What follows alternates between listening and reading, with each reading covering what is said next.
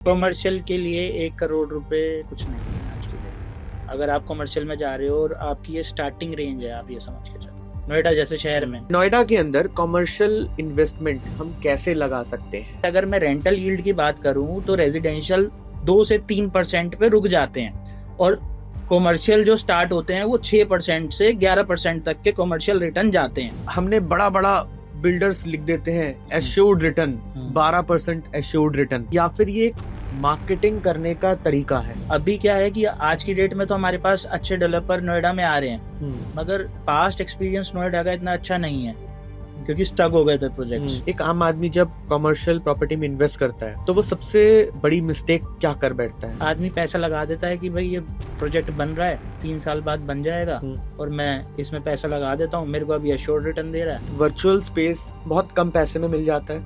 किसी को इन्वेस्टमेंट करनी है कमर्शियल में तो वो वर्चुअल स्पेस लेके अपनी इन्वेस्टमेंट को डाल सकता है। अब वर्चुअल स्पेस से निकलना बहुत बड़ा खेल है। उस वर्चुअल स्पेस से आदमी एग्जिट नहीं कर पाता। एक अच्छे चलते हुए मॉल के अंदर मेरे को 15,000 रुपये महीना आ रहा है, तो सर वो यील्ड से ही ना प्रॉपर्टी की वैल्यू डिसाइड हो जाएगी। 25 लाख 30 लाख के करीब जाती है वैल्यू। अगर मैंने जो बातें बताई आपको, लगाए कितने थे? 10 लाख। जो लोग नोएडा में कमर्शियल प्रॉपर्टी में इन्वेस्ट करना चाहते हैं उनका मिनिमम बजट क्या होना चाहिए और उनकी चेकलिस्ट क्या होनी चाहिए? लॉन्ग टर्म के लिए कमर्शियल में आया जाता है।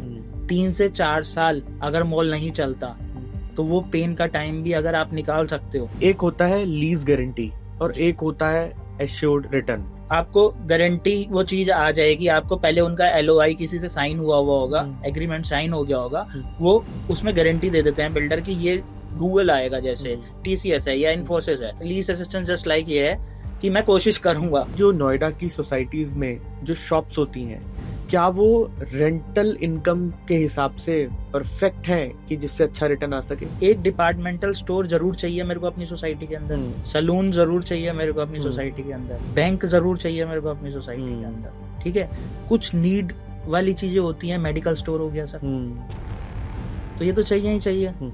तो ये वाले प्रोडक्ट जो होते हैं ये रेंटल वैल्यू अच्छी दे देते हैं सर। हम एक आम आदमी एक रिटेल शॉप में इन्वेस्टमेंट करे या किसी मॉल में इन्वेस्टमेंट करे या वहां पर कोई ऑफिस में इन्वेस्टमेंट करे, कमर्शियल में क्या क्या आता है? स्कूल्स होते हैं वो कमर्शियल प्रॉपर्टी होती है, हॉस्पिटल्स होते हैं वो कमर्शियल प्रॉपर्टीज होती है, रिजॉर्ट्स होते हैं वो कमर्शियल प्रॉपर्टीज होती है, ITS की लैंड होती है।